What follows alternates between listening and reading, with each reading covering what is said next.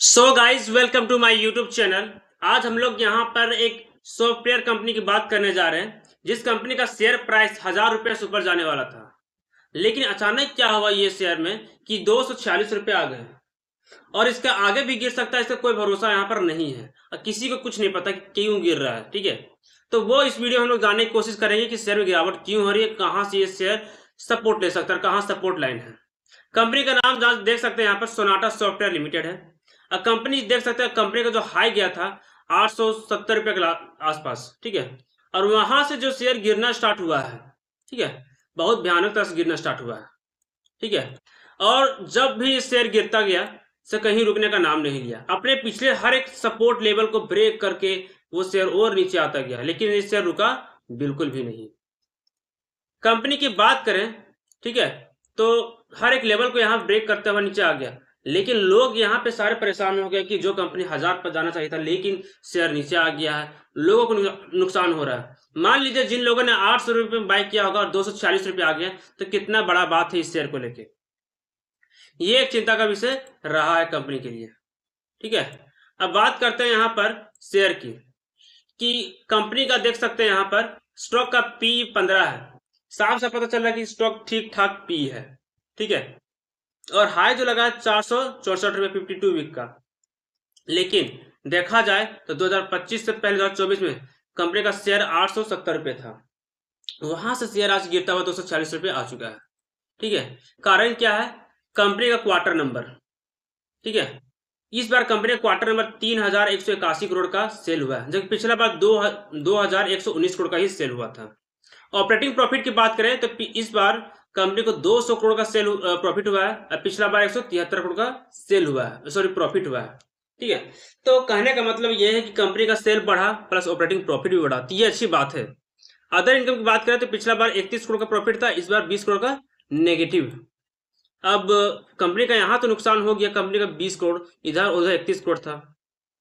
अब बात करते हैं कंपनी का यहाँ पर नेट प्रॉफिट की पिछला बार हुआ था 120 करोड़ का प्रॉफिट, इस बार 104 करोड़। तो बात यहीं पे पता चलता है कि कंपनी क्वार्टर नंबर खराब आया है, उसका वजह से इस कंपनी का शेयर में गिरावट देखने को मिला है, और कोई बड़ी बात यहाँ पर नहीं है। अगर कंपनी का अच्छा क्वार्टर नंबर आएगा ही नहीं, कंपनी आपको ऊपर की तरफ मूवमेंट कैसे दे सकता है? और इसके वजह से कंपनी का ईपीएस है वो कम हो गया। पहले ईपीएस था 4.29, अब हो गया 3.72। ये एक चिंता का विषय रहा, कंपनी का खराब क्वार्टर नंबर, और उसके वजह से क्या हुआ, कंपनी का शेयर प्राइस गिर गया।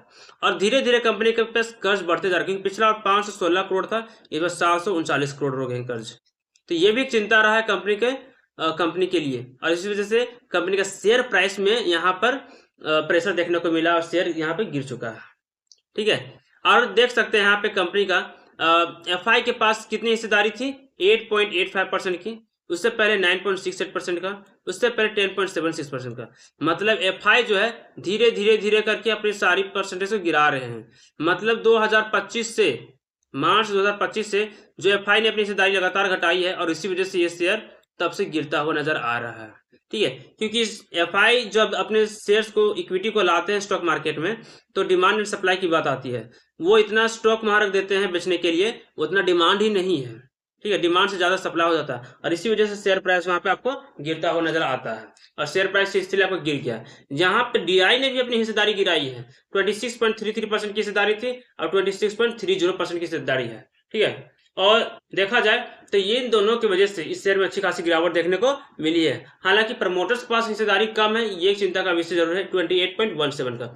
लेकिन गिरावट का सबसे बड़ा कारण क्या है? एफआई और डीआई की यहाँ पे सेलिंग की वजह से। और दूसरा बड़ी बात क्या है? कंपनी का खराब क्वार्टर रिजल्ट। और तीसरा जो अभी जो शेयर गिर रहा है, कारण क्या है कि यहाँ पर जो दो देशों में जो युद्ध चल रहा है, लड़ाई चल रही है, उसका वजह से पूरा ग्लोबल मार्केट नेगेटिव में है।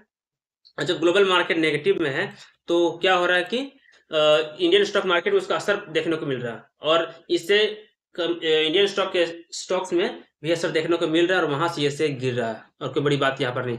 तो इसीलिए देखिए, ये एक सपोर्ट जोन है जहां पे कंपनी ने बहुत पहले यहाँ पे सपोर्ट लिया था। इस जोन से सपोर्ट लेना जरूरी है। अगर कंपनी का शेयर यहाँ से सपोर्ट नहीं लेता है, इन केस, ठीक है, अगर यहाँ सपोर्ट नहीं लेता है, ठीक है, तो यहाँ से हो सकता है शेयर आपको यहाँ पे नीचे गिरता हुआ आपको नजर आ सकता है।